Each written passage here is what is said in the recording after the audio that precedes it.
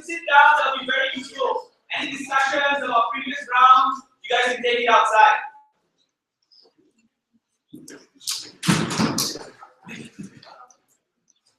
First of all, I would like to congratulate both finalists of the Dorothy Cheung Debating Championship. In the current event, we have short-fingered Bulgarians.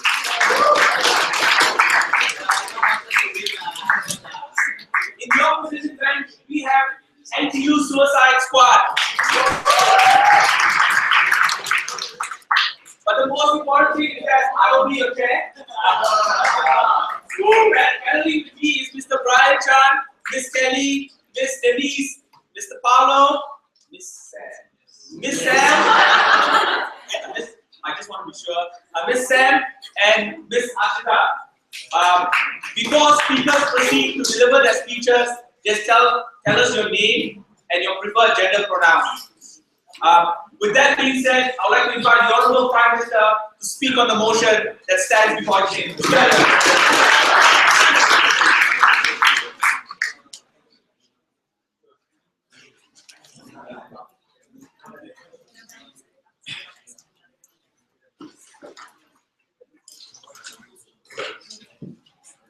So I'm Cheung, and my preferred gender pronoun is he. Alright, so we'll start again.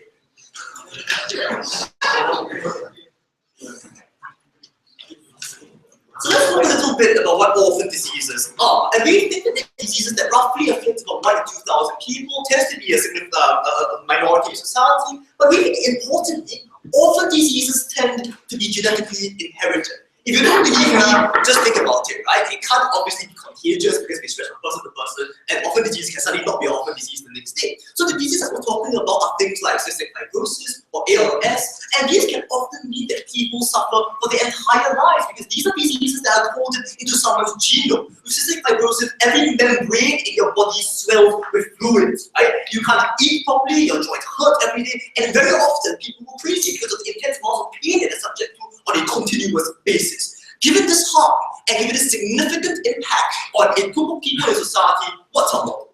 We would compel big pharma like GSK or AstraZeneca to devote roughly about 3 to 5% of their annual budget to such research. Before you tell me that's a small amount, GSK spent $6 billion on R&D in the last fiscal year, within hundreds of millions of dollars is a very significant amount to such research. We also think we'll force these companies to make details and processes of this research publicly known. It will enter the intellectual commons, no thank you, so every other company knows the processes and steps in which you manage to reach that particular result. Or we think the final drug and the type of drug itself, but okay, if you patent it, we're going to have a problem with that. But at the point in which you want to price gouge consumers, we will set price caps. So I tell you, within our remit to do that to ensure affordability for people who actually suffer from these diseases. With this in mind, first I'm going to talk to you about the scenarios in which governments intervene in the free market.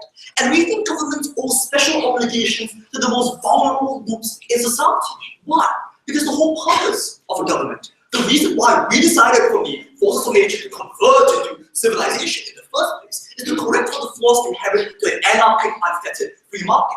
And of specific moral concern to us is the lives of those who are a substantial amount of suffering, because their quality of life has dipped below a permissible threshold for dignity. So it's not always about perfect economic efficiency, right, guys? Governments make decisions all the time to ensure equity and human flourishing. This is why we spend lots of money on providing access for disabled to facilities like MRTs, even though the disabled are a minority society, what have you. This is why we engage in things like redistributive taxation, or we give money to indigenous communities to uplift themselves. But we think an added layer of obligation on the part of governments is that we screwed up. Because we design society in a way that privileges the genetic majority. We have designed society in a way that if I suffer from Tourette syndrome, if I suffer from debilitating tics and spasms every day of my life, I'm going to find it incredibly difficult to find employment. I'm going to find it very difficult in a capitalist society to be able to live a life that I choose to self-actualize. So we are complicit in the suffering of a genetic minority. This is a double layer of obligation that they have to deal with. With this in mind, we think that given that orphan diseases that you afflict roughly about 0.1% or less of our entire population, it is still a population that carries significant moral weight, especially when we consider that there are multiple orphan diseases. So we're talking about, for instance, 30 to 40 orphan diseases, and about 6% of our entire humanity potentially being consigned to a lifetime of misery. Why do markets fail? Few reasons. One, numbers are way too small. You can't ensure profitability for a certain drug. We think this point is self-evident. I won't be able. Second, because of research inertia, because not much has been researched into these orphan diseases at the start. There's very little reason for these companies to begin in the first place, because the amount of money they need to pump in to get the groundwork laid out is in itself not profitable. And also, these diseases are obscure. If you give me a moment, sir, it's not better for me to come up to say, I've solved cancer, as opposed to me coming up to say, I've solved Tourette to get less market attention. But before I go on, please go ahead. Considering most orphan diseases are genetic in nature, why don't you just wait for gene therapy to work? Because we force companies to spend more money on gene therapy. They aren't doing it already, and more importantly, we make sure companies spend money on gene therapy vis-a-vis these particular orphan diseases, whether they're gene therapy that, for instance, might make babies whiter or men stronger. So we think that companies aren't like wasting money, right? But I'll get to this. It's very important, sir, because we think right now companies are spending money in their own self-interest to make incremental improvements to existing drugs. Now look at the numbers of like versions of paracetamol that they've released, or the versions of ventilator inhalers that asthmatics have options to, or they're just squandering money on things that people like, for instance, making Viagra that makes your erections last longer. So we think companies aren't actually spending money in the most socially optimal way.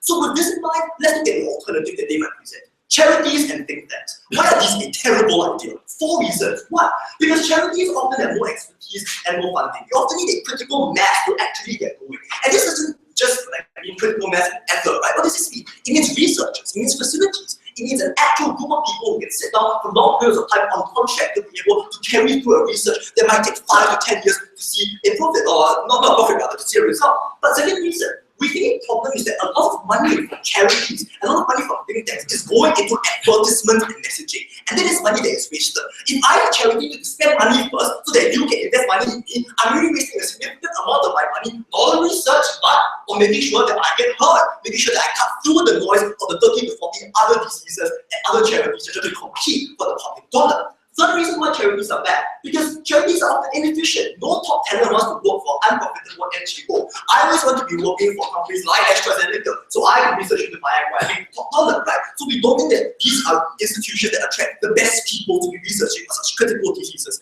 Fourth reason why charities are bad, because their advertising campaigns and their fundraising efforts are often flashes in the pan. Just look at what happened with the ice challenge. We all got happy about it for a while, we all committed to it for a while. What has really happened?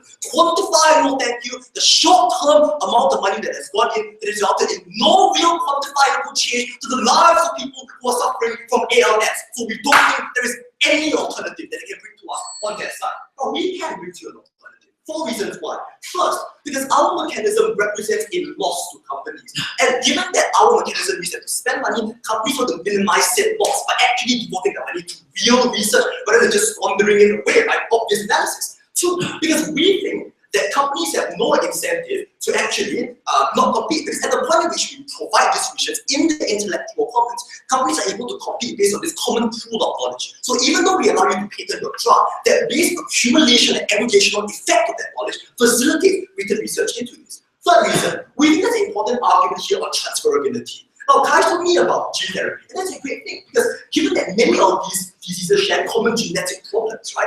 Research in one field versus Tourette's might very well help me crack research in another field, like cystic fibrosis. And the point at which we get all our top minds and all our top companies working on such a problem, we think the transferability of such technology across, right, such diseases is something that we can help build a better humanity for, because we have a duty to help, and because we can help, I am incredibly proud to be Now, thanks the Prime Minister, and would now like to invite the Leader of Opposition to open up the opposition defense case with him. Here we are.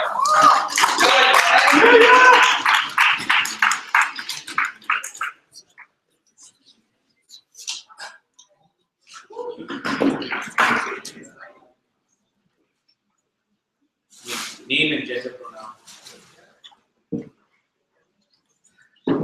Yeah, here.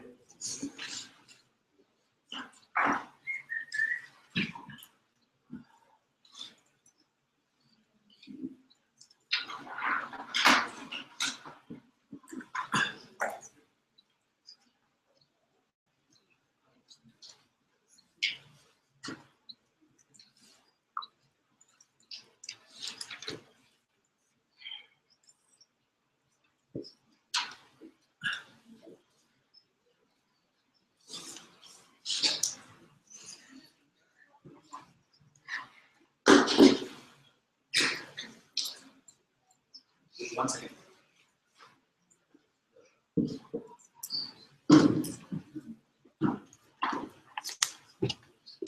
Oh, right. I understood that.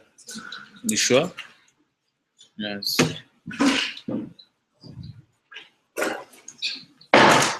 Okay, one of you guys is it here.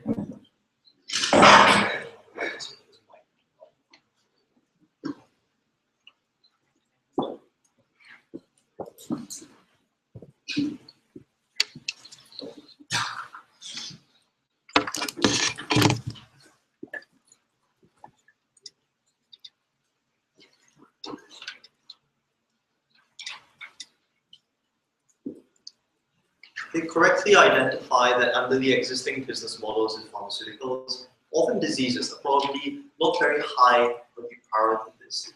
I would submit though, Mr. Speaker, that even after their model, orphan diseases are likely to be very high on the priority list.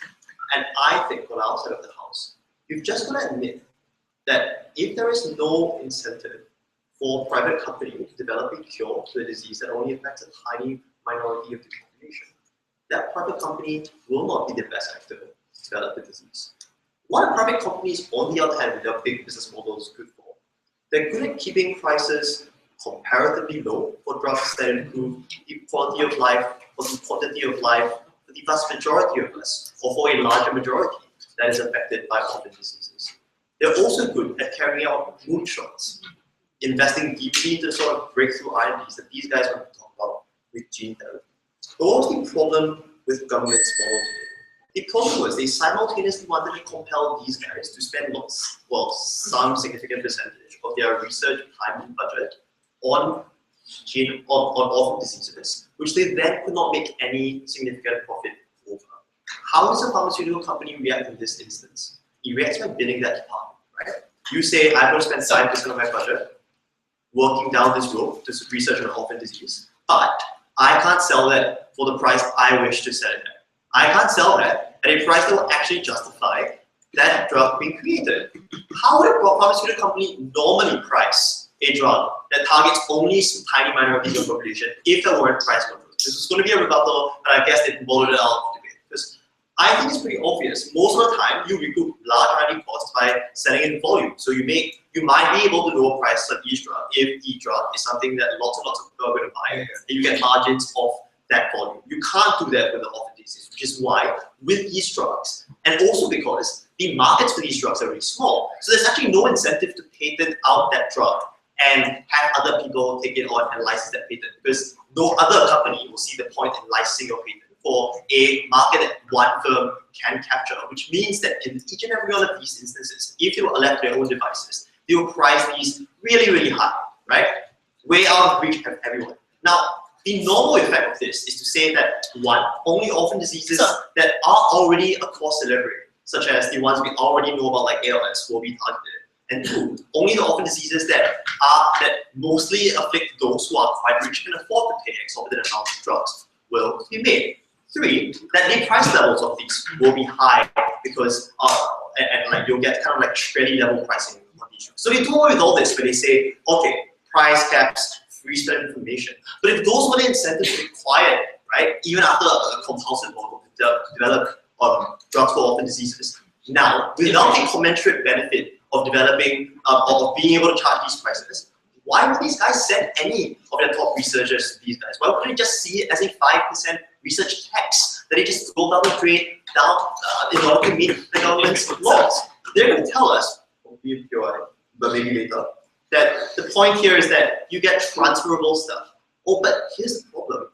The model literally says you don't get a profit off any of this stuff. And secondly, all of the stuff in the process of researching this, you put online for your competitors to see. So why do I put my best scientists that will give me the gene therapy breakthrough? That's going to actually make GSK top like some other competitor if I literally, in that process, am giving all the stuff under this 5% government program away to my competitors. Just don't do it, right? So that department actually suffers all the stuff they say with big tanks and charities and so on and so forth.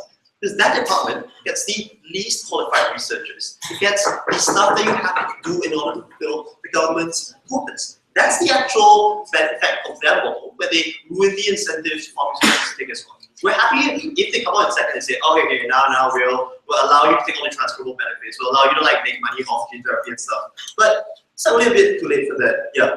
So companies are not just profit maximizers, right? They're also loss minimizers. Given that you've got this department, don't you have a vested interest in recouping a significant amount of that money through research? Oh, absolutely. The 5% of the budget is something that they can probably throw away. Just the commensurate harms of actually losing the benefits of gene therapy are probably quite significant. But crucially also, Mr. Speaker, and this is where I move on to more constructive material, what is this 5% crowd out? So there are kind of two scenarios, right? One just crowds out normal R&D, the stuff that they said doesn't really matter because it's about incremental improvements. But secondly, also crowds out the meaningful moonshots that could actually cure not just all the diseases they want to talk about, but diseases like Ebola, which are often under-captured by pharmaceutical companies because they afflict people with no ability to pay for any drugs anywhere, right? It was one of them, and this is my first thing about incremental improvements, to say that but often sufferers of orphan disease are disprivileged in a unique way because they're genetically disprivileged. Mr. Speaker, illness is random, right? So like, you don't contribute to the fact that you are sick. So presumably that means that all of us, if we suffer to the same extent of illness, are equally disprivileged by that illness. It's really odd to say that you suffer from a unique genetic ailment makes you more disprivileged than someone who suffers from a less unique ailment. That's a really odd thing for them to claim. But what does this mean? It means that you take away 5% of the budget. The costs have to come from somewhere. One obvious way is just to raise the price of generic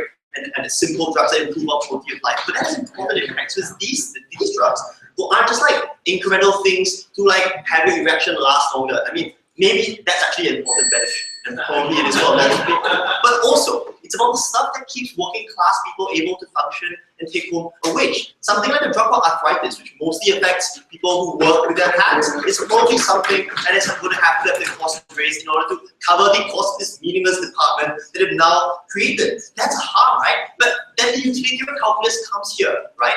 I think you can multiply the extent of the offset that you get with these normal drugs and say that it probably outweighs the suffering of those people with unique orphan diseases. But secondly, you also offshore, or you also prevent these guys from investing R&D on moonshots. Now the thing is, now your moonshot budget can't go to this department because you're gonna see those technology vanish somewhere into the ether. But also, it's probably the first thing you cut, right? When you have this government edict come down that say 5% of your budget has to be allocated to this, so now you have less money to work with, and you probably cut the things that in the interim makes you the least money. But this stuff is also kind of the most crucial, because that's sort of moonshot research, sort of sustained research into things like biophysics, allowing you to study molecular interactions, or gene therapy. They can give you real cures for a huge variety of diseases. Obviously, companies see this as the second priority to incremental innovation, and that's how we'll be the first to go when they come with an edict that says, take away 5% to study something that will make you no money.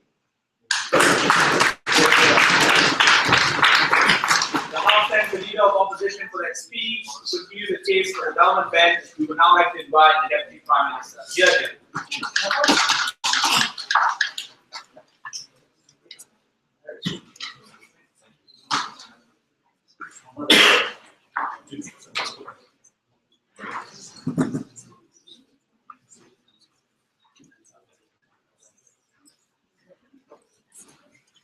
Is it this? Yeah. Okay, all right. That's before I start, right, of course. My name is Adil, prefer gender pronouns, you, they, perfectly fine. Yeah.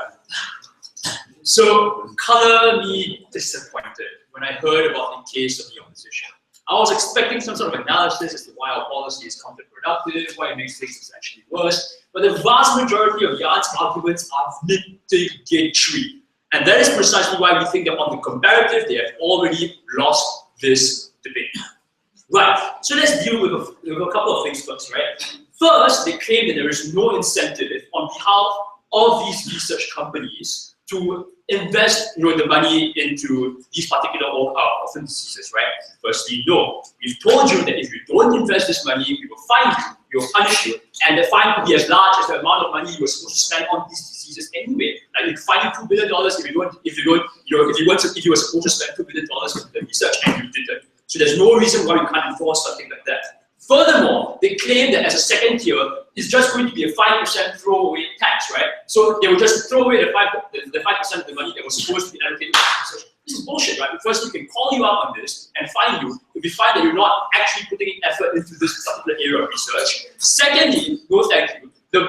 In terms of incentives, the best way to actually recoup the losses on your investment into these orphan diseases is to actually research the thing and sell the drug, because at least you can make some of your money back. Sure, we recognize it's a loss. We were never going to dispute that. But you minimize the losses by actually producing the drug and selling the drug or selling the gene therapy thing in question, rather than just simply throwing the money away. So I don't actually have an idea as to why this is important in this case. No, thank you. And given the fact that we're talking about orphan diseases that can account for 3 to 6% of the entire population, when you take them into collective, I don't see what the issue is here. The second major area of contention is that, okay, once again, a mitigatory rebuttal, right? That they're only going to focus on certain orphan diseases, right? Firstly, orphan diseases that are predominantly suffered by the rich. I don't know. Secondly, I don't know how that works. Secondly, the orphan diseases that are cause cerebrals like ALS. And more often than not, these orphan diseases, the cures for them are going to be set at high prices. Bullshit, right? So firstly, no, we can choose the orphan diseases that we want to solve, assuming that there were orphan diseases that were predominantly part of the rich people, predominantly part of the poor people, if that works, right? But assuming that's not true, assuming indeed all the analysis is correct on the comparative, we still win. Because at the very least, we're solving these orphan diseases that generally don't get settled, that generally don't get as much research into. Secondly, to the extent that poor people do suffer from these genetic problems in the same way that rich people do, the poor people can piggyback on this research, on this additional research as well, and therefore we see that it benefits people in the working classes too. So we don't see why there is an issue in this case, and I don't see why there is an issue with high prices either, because as Jan rightfully mentioned, we caveat this up in our model. Right. So let's see what else we've got there. Okay, sorry. So the next thing we want to talk about is how we crowd out research into alternative diseases like arthritis, as if there weren't millions of people already suffering from arthritis, and as if there wasn't millions of dollars, billions of dollars of research being put into these things anyway, precisely because A, it benefits a majority of people, B, the majority are fairly willing to pay. So in the status quo, you already have a lot of research into this as well. Furthermore, in terms of impacting, arthritis is a disease that generally affects you towards the end of your life. If you're talking about orphan diseases, you are literally suffering from those diseases from day one. A person is born with cystic fibrosis who will suffer with it from the rest of their lives, and I can assure you, even if there are only a few people who suffer from it, and that's not necessarily true, the magnitude of the harm is far greater in the instance of these individuals. So on the whole, we're doing more good by setting aside a certain portion of the research budget into these areas, right? Last but not least, it's not mutually exclusive anyway, so I don't see what the issue is. Then it came, oh, we're not going to solve working class diseases like, okay, if we're talking about headaches, for example, or if we're talking about making your penis grow larger, these are sort of problems that most people suffer from anyway. So all the same analysis applies as to why this something is already being, this is already solved in the status quo. But there are two final things I want to talk about in my speech, right? The first of which is on the notion of gene therapy as an alternative solution, and the second thing is about genetic discrimination, which is an issue raised by the leader of the opposition. So, alternative model, gene therapy. Okay, look.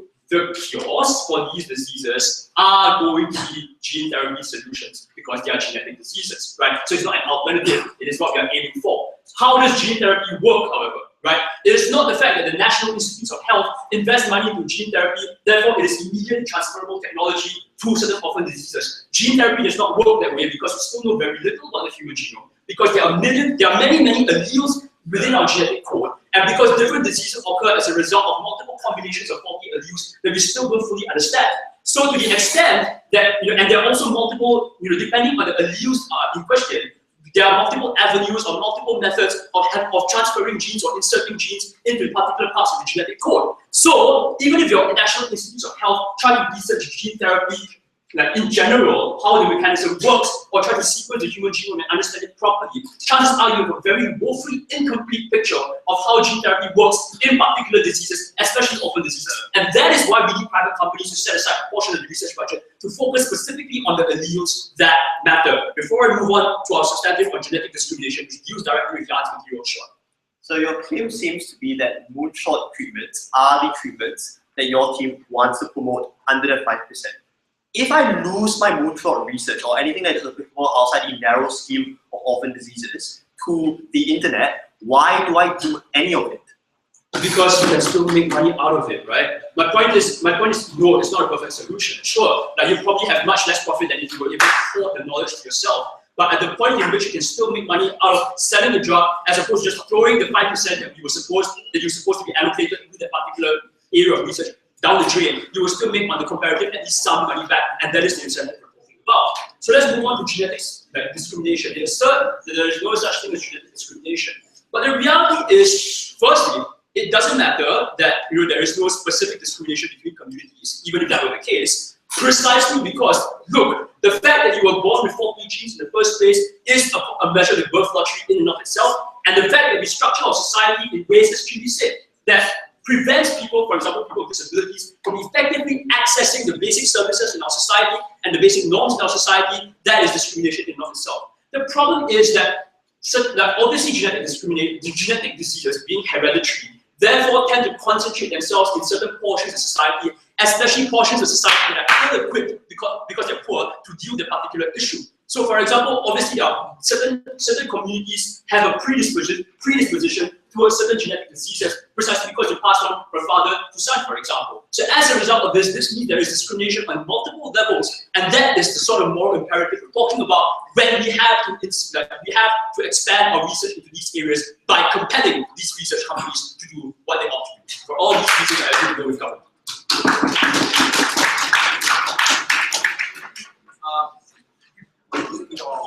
Guys, I know the issue about pharmaceutical funding is very close to your heart, so I think all discussions to a minimum, right? Your discussion is actually interfering in my ability from listening to the debate. I would highly implore that you respect the speakers that are speaking behind the bench or before the house. With that being said, I'd like to thank the Deputy Prime Minister for his speech, and would now like to invite the Deputy Leader of the Opposition to continue.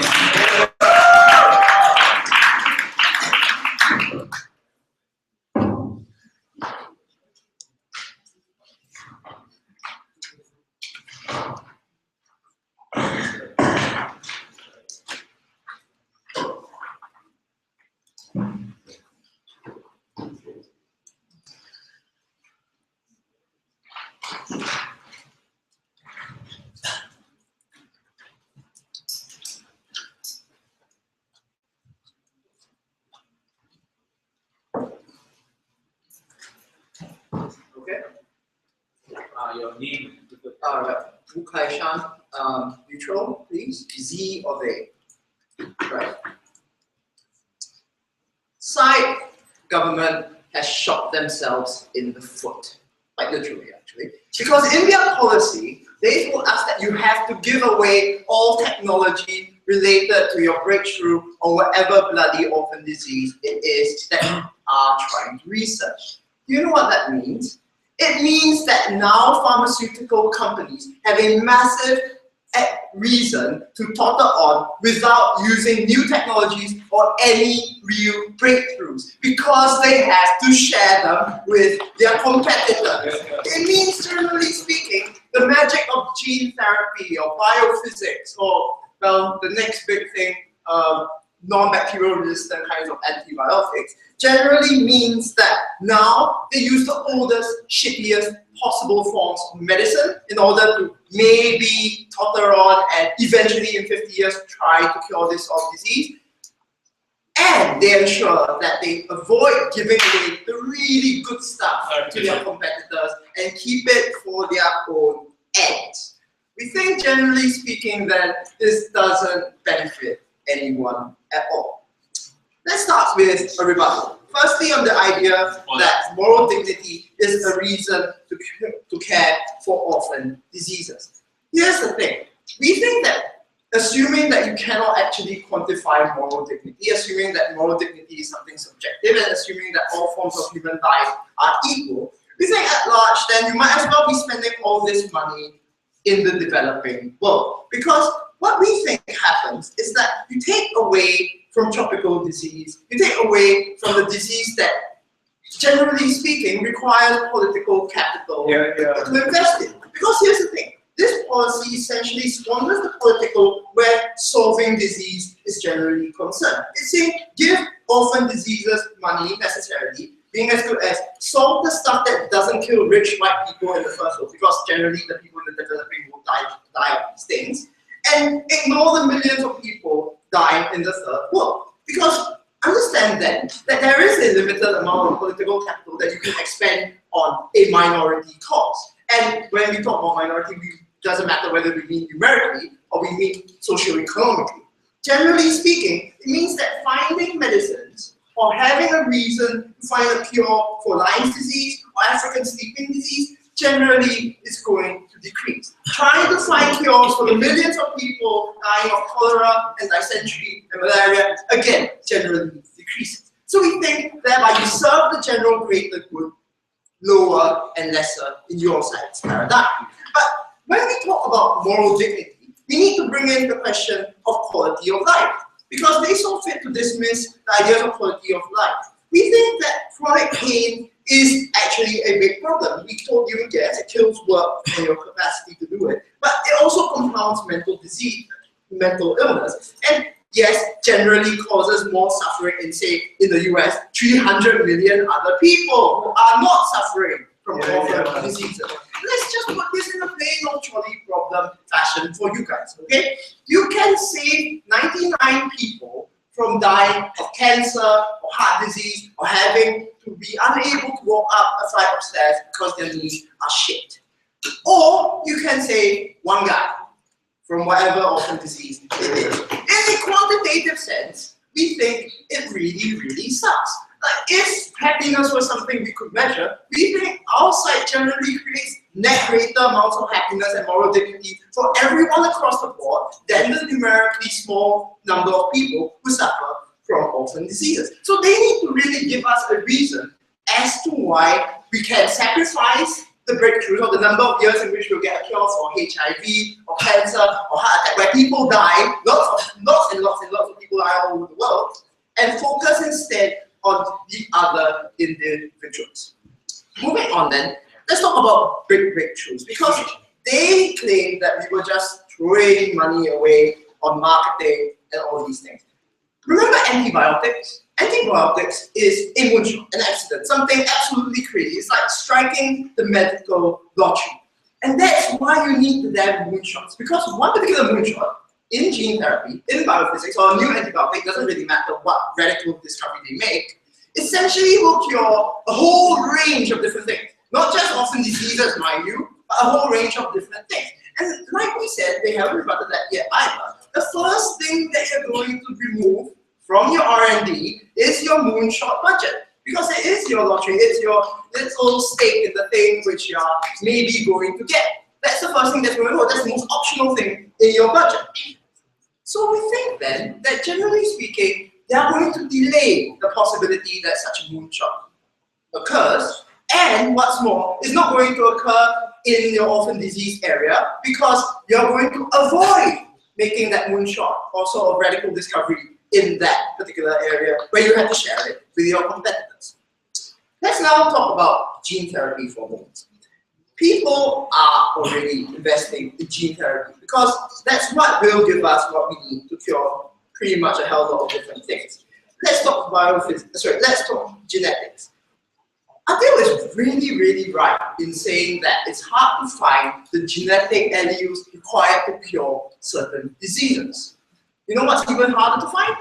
The alleles that stop cancer, because it's identical to every other cell in your body. Now, here's the thing. The money that we could be using to cure cancer and find what's even harder to find alleles, essentially is money that's being taken away right now when you give it to an orphan disease. It generally means that, yes, the gene therapy that is going to affect a wider, larger number of people is also going to be taken away when you give it to orphan diseases.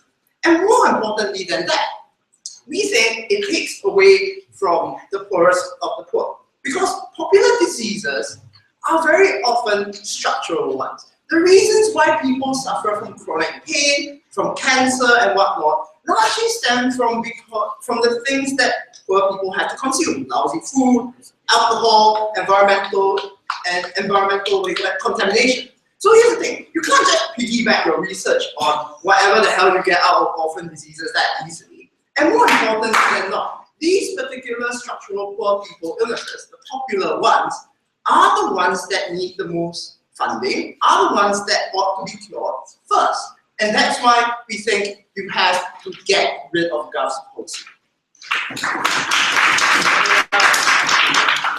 House stands the Deputy Leader of Opposition to end primary speeches on the government bench. We would now like to invite the government witness.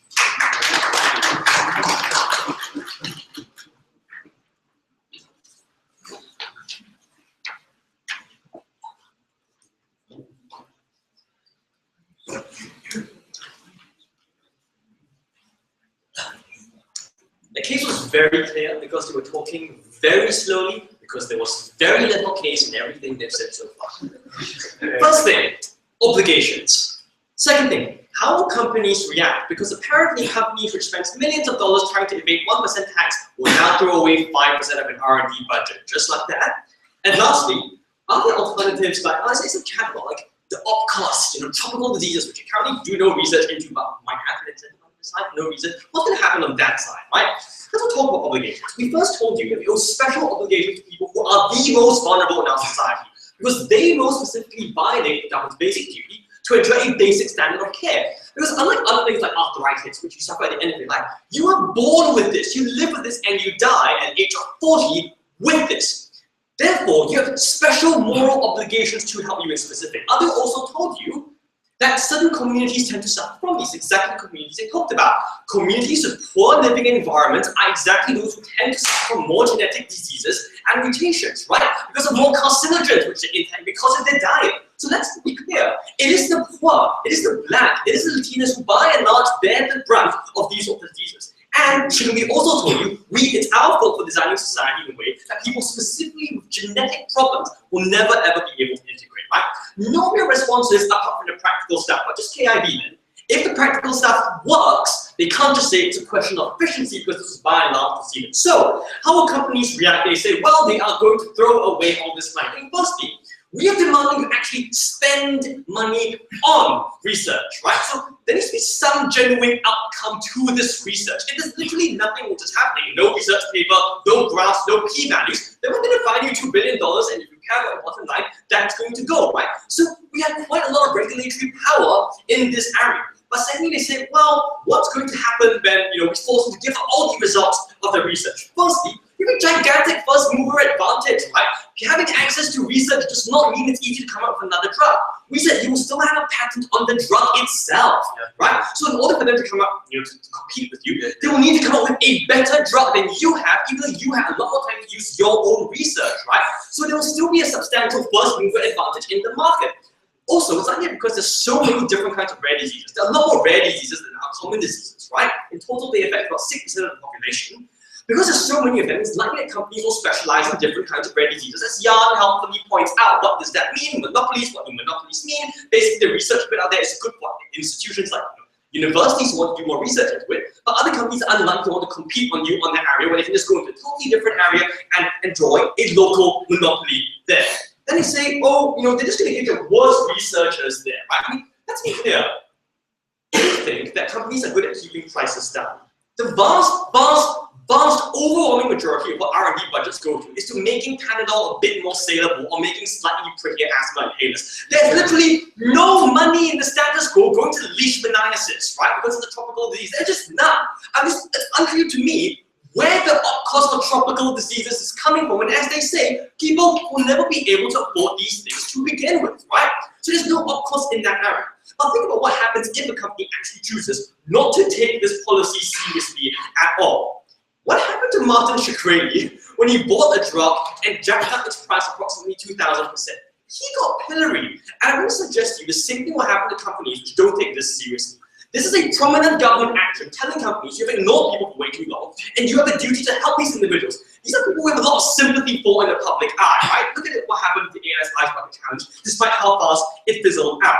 If a company genuinely wants to risk being hauled before Congress and massive public outcry means people say, actually, you don't care about my wife with Tourette syndrome, you don't care about ALS, something which is already well known among the public, companies do not want to risk that because your share prices tend to tank when you're dragged before Congress, or when people in general attempt to boycott on your goods. It's not that easy to just be a dick all the time. So, what do you now say about tropical diseases? Context, right? Context. There's literally next to no money right now being spent on tropical diseases. And let's be clear, they're claiming that gene therapy will naturally solve these rare diseases. Just doesn't work for reasons others gave, right? Large portions of the gene are totally unmapped, and often one bit of the genome codes on multiple things, and we're just unsure how to interfere with these sorts of things. So let's talk about tropical diseases. It's unclear to me where the cost is going to come from when companies are not currently spending any money on these things to begin with, right? The comparative is a world where you have no cure for leishmaniasis on the outside, and neither do we, but at least approximately 6% of the population has a realistic chance they will not have to die in misery. Yeah, go for it. Huge companies currently spend a portion of their R&D budget on moonshots like gene therapy, which both one of us want. The reason why they do so is because the research there could be monetized if you took all the research for yourself to cure all the things in the world. Now, they won't spend this money on moonshots because it becomes unprofitable, and they won't be able to use that research in your R&D labs, because then it will go to competitors. God, how's that the most boring argument ever? Right? So basically, arguments like this, right? Oh, it so happens the research we make them do will overlap with other research they want to do, so they'll just do no research on moonshots, right? I mean, that's just a boring legal problem. We can say, okay, those results of a research which are specific to this disease are the ones you have to publish. If it was stuff which you already had access to, then just don't publish it. Like, if that was actually a logic behind the moonshot argument, then it's actually dead. That was like the easiest I thought, right? Another problem. Plan. So let's be clear. Of course, there is risk. What about these things like cancer, which we talk about? There's already vast amounts of money being spent on cancer because the first company to get it is going to get a literal $1 trillion windfall. It's unclear to me why the 5% we are going to demand from them will come from the budget to research on a potential $1 trillion windfall, as opposed to the budget for trying to make paracetamol last for like slightly longer, right? Because it's now 600 mg in a safe dose, a safe fix, or whatever.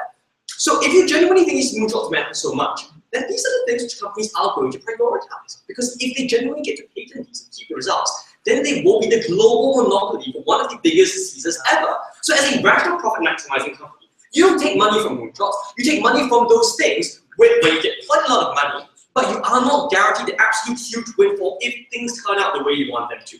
So on the comparative, the actual costs of our policy, the 5%, are actually pretty small. Some people get slightly worse headaches some of the time. Approximately 6% of the population now gets a chance that you will not be born in pain, breathe in pain, and die in pain. And that's comparative win, especially when we owe them exactly the sorts of obligations they never bothered to contest. For all these reasons, I'm extremely proud. Outstanding speaker for his speech. I would now like to invite the opposition with speaker. Yeah.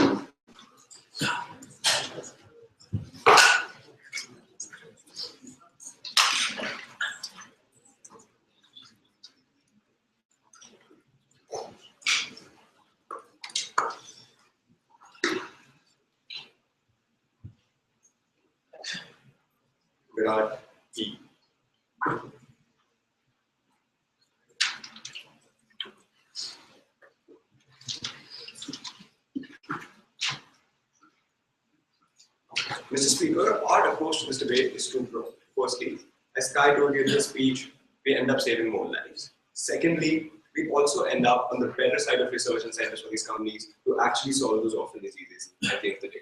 So what are the two problems in today's debate? Firstly, what are the research incentives of these companies and how this policy is going to play out once this model comes in play? And secondly, what is the assumption? Like I'm going to break down the assumption between the correlation between research incentives that they put out versus the number of lives saved and the moral dignity that they want to point out in the first place, which is not true. So on the moral dignity point, they told us that moral dignity is important. Moral dignity and like the dignity of the life that these guys with orphan diseases are living is something that we need to protect. We asked them, why is a moral right or moral dignity necessarily more important then more lives and dignity of more people that survive on our side. At the point of time when you save more lives, we tell you it's more important due to two reasons. Firstly, to achieve the socio-economic output, more people who are likely to be cured by the existing research incentives of these companies is far better and be more productive members of the society. More importantly, on that side, they lower the dignity of a non-existent person because you can't end up saving the dignity of a non-existent person that ends up on their side where we tell you that research incentives then become a zero-sum game that do not prioritize normal tropical diseases over orphan disease. They tell you that the dignity of legacy of dead people is something that they cannot save. So what are then the research incentives? Rob told us that these companies are altruistic organizations. Yeah, let's give up our claim to research. Let's give up our claim to our own research, etc. And let's do things for good reasons that better the community at large. We tell you that this is not true because this then leads to the fact that your ability to make money out of it, as Jan put, is severely dampened. And that leaves no incentive to develop those medications. You'd rather bin that apartment, Mr. Speaker, because you'll just comply with minimum government requirements, because at the end of the day, you're not making money out of it. You'll put shitty resources. You'll just comply with 5% of that budget, on that, or 5% of your R&D budget on the requirement. Why is that?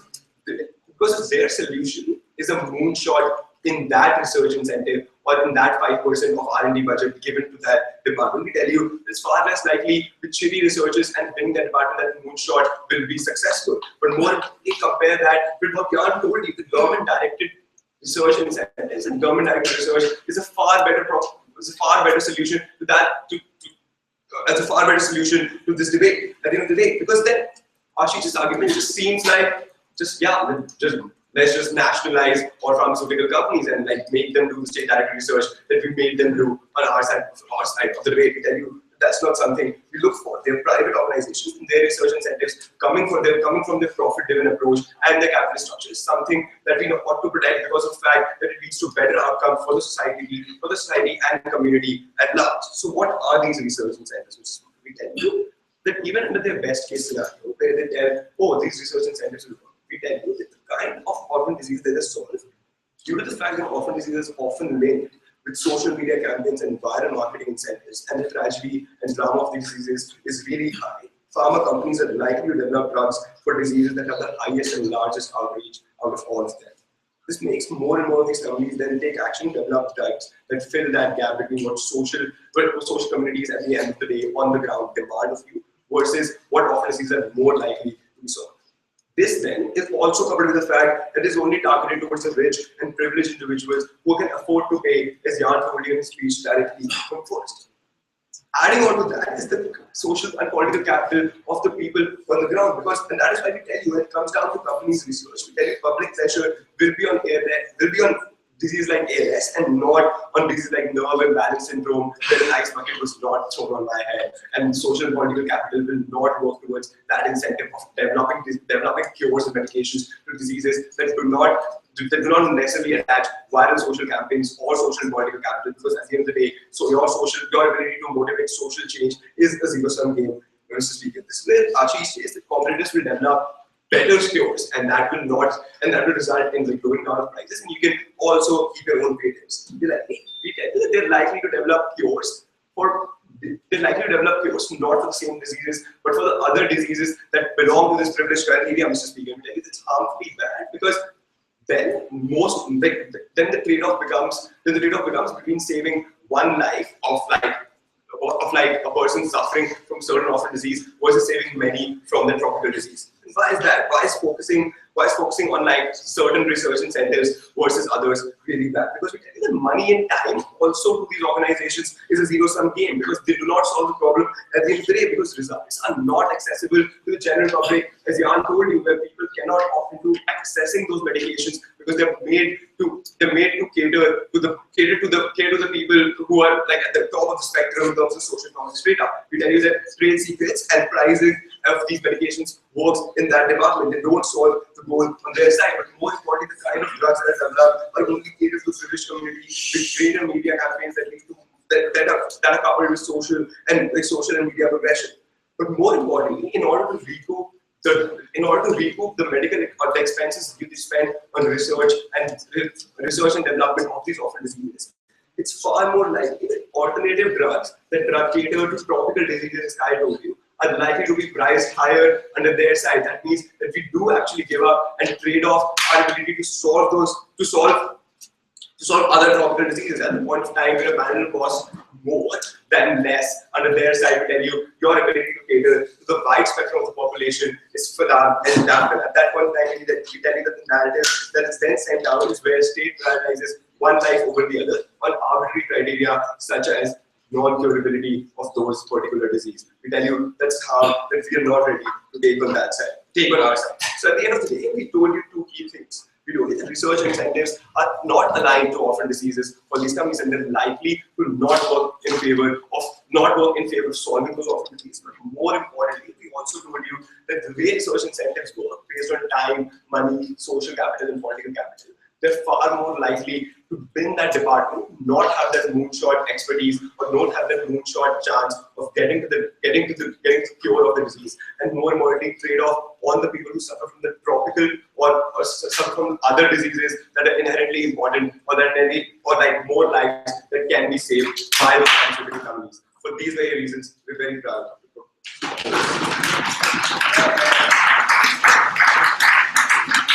I want to thank the opposition group speaker for his speech. The debate will move on to reply speeches. We will hear from the opposition first.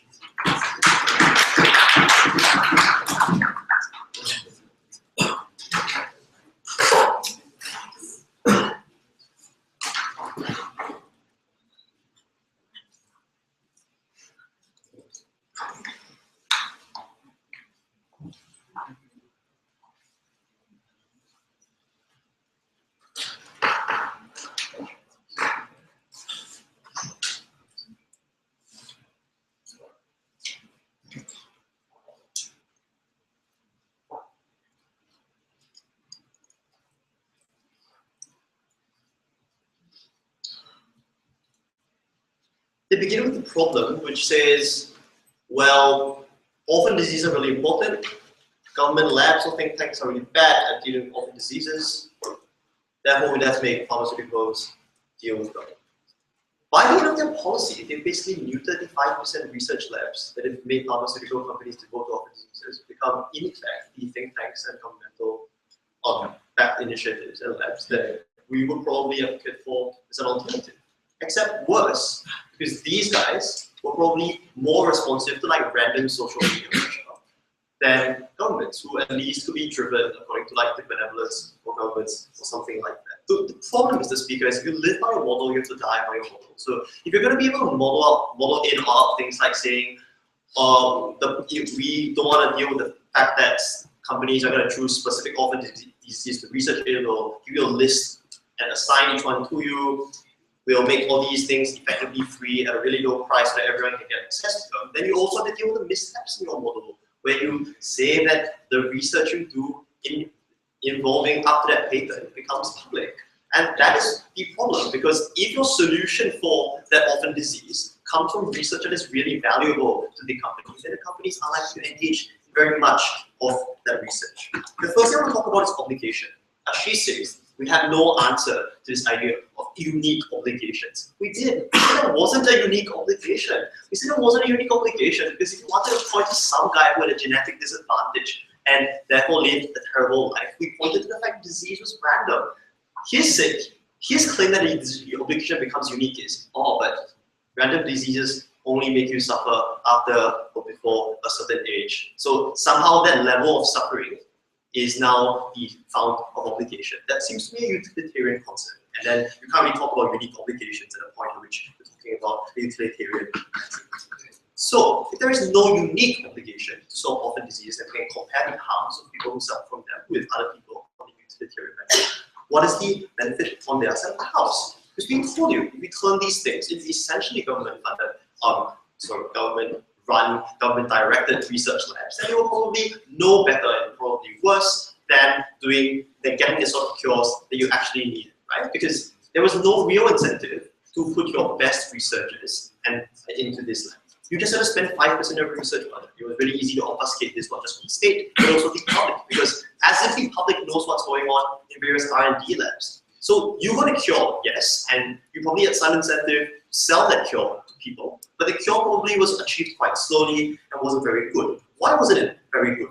It wasn't very good because the stuff that could really cure orphan diseases, along with a whole host of other diseases, lay in stuff that required research that needed to be monetizable, right? Stuff like biophysics, stuff like gene therapy, the stuff that they said was the true cure, was the stuff that they wanted to include. Why was it that companies could take money out of these departments? Because these cures or areas of research, while essentially promising, weren't going to make you an easy and obvious return, right? So they weren't like the magical cure to cancer. They were essentially undirected fields of research that contained great potential. That was always going to be reserved as a portion of the budget in the status quo, and that portion was likely to be cut. And even if it wasn't cut entirely, you were still getting less research on those instances. But also, they were very happy to dismiss the stuff that you and I require to stay healthy and alive, right? By literally saying that it's either curing people with genetic diseases who will die, or it is improving the packaging of paracetamol. It's probably kind of an uncharitable characterization, right? And on a utilitarian basis, if you're talking about the cost of drugs, making them more accessible to individuals, it was likely to go up because you now had a significant 5% cut in your budget. Or if you're talking about the cost of research to various diseases that affect a greater majority and number of us, I think that suffering is significant.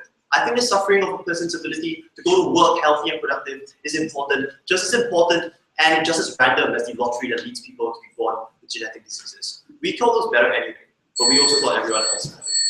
I'd like to thank the opposition for that speech. I would now like to invite the speaker from the government bench to deliver the government flag.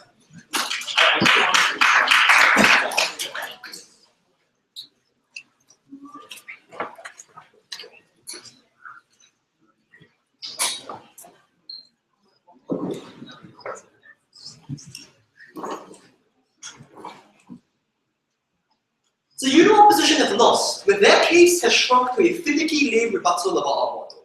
We turn pharmaceuticals into useless, ineffective research bodies, ignoring the case that we are presenting.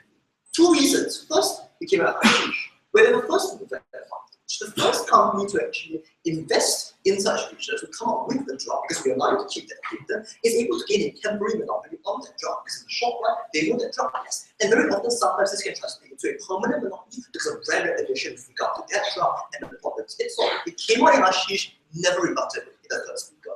A second reason came out in me. We've got variegated market research where different pharmaceuticals tend to pour their efforts into different orphan diseases. Remember, I told you in my speech how there are about 30 to 40 orphan diseases that different companies might want to invest money in. And other companies may not necessarily want to use that specialized research because they are focusing on something else. So many companies do have an incentive, regardless of everything else that's happening in this debate, to research given our policy. With that in mind, I'm going to ask two questions. First, on the magic 5%, research tax on meaningful innovation. And second, I'll talk to you about dignity. Do people matter? First, on the 5%, they characterize companies to be 8-year-old children. If they don't want to clean their room, we force them to clean their room, they'll clean their room badly. This is really bizarre because it's not how the real world works. Companies are loss minimizers. So given that 5% of their budget is going towards the Department of Orphan Diseases, companies are going to make damn sure that it isn't take weight because any return on investment is literally better than no return on investment. On their side, they're assuming that companies will burn money out despite. Then they thought, but companies are going to send their best scientists into curing cancer. So people like me are working on ARS, or people like Ashish are working on cancer. Problem, like this is better, this is still better than the alternative of underpaid, often under-qualified, often part-time researchers employed by institutions like the Tourette's Foundation. Let me reach out to them. They're often well-intentioned. They're good guys, but they're often ill-equipped to research because of the 4 reasons that I gave you. But the second speaker argued, Chin, opportunity cost. What about cancer? Who cares about Lyme disease when we have cancer? Problem, we are already spending billions of dollars, if not hundreds of billions on cancer research. Are you seriously suggesting that an extra 200 million is going to make a difference? Past a certain point, allow me to propose to you that there is diminishing marginal return on investment. That's why companies don't spend 100% on cancer, right? But that $200 million, even though it diminishes with regard to cancer research, matters a lot with regard to orphan diseases where there's been literally zero spending because of market failure. Again, my speech, again something that we preempted. So, second, let's talk about spending more time on this. So let's talk about the one thing opposition to give them credit might win on. Moonshots. We need to spend money on magical gamble. The one make us all like superhuman demigods. Okay, our rebuttal. This is not the first thing to go when it comes to budgeting. Where's the money going to come from? It's going to come from your incremental improvements in drugs department. It's going to come from your make paracetamol or Viagra more effective department. Why? Because boardroom executives are hyper-intelligent gamblers themselves. They know even if short-run profit horizons are uncertain, moonshots are the only way to establish certain comparative advantages over other companies. Ashish's argument of monopolizing these technologies unrebutted in the third speaker. But even if I concede this point, like it's really lame to have a legal argument. It's just the moonshot research happens to overlap this research on ALS or Huntington's disease. Because we can just compare you to release only the directly relevant research. But even if you don't believe me, let me tell you this. Gene therapy is not an amorphous block of research. There are different types of gene therapy. And these different types of gene therapy research are literally different fields of research. That's why Adil spent so long talking to you about his bio stuff about alleles that I didn't understand, right? But fundamentally, these are fundamentally different things. You can't just lump them all together and say, we have solved gene therapy. Okay, last thing. Let me talk to you about the thing you will definitely win on. Principal obligations and minority rights. Both sides concur. The free market has failed for a minority. We argue, one, you have a democratic obligation to the most vulnerable who suffer the most. Two, moral duty. You have a moral duty to address the ingrained genetic privilege that we have built into our society and oppress this minority. Three, in Ashish, these diseases have to concentrate most in people living in environments that are really hazardous to health, so you screw over minorities who are caught in the intersection of these things. None of them rebutted, but they didn't want to deal with principle, they only wanted to be consequentialist, and this thing alone, they will lose this debate.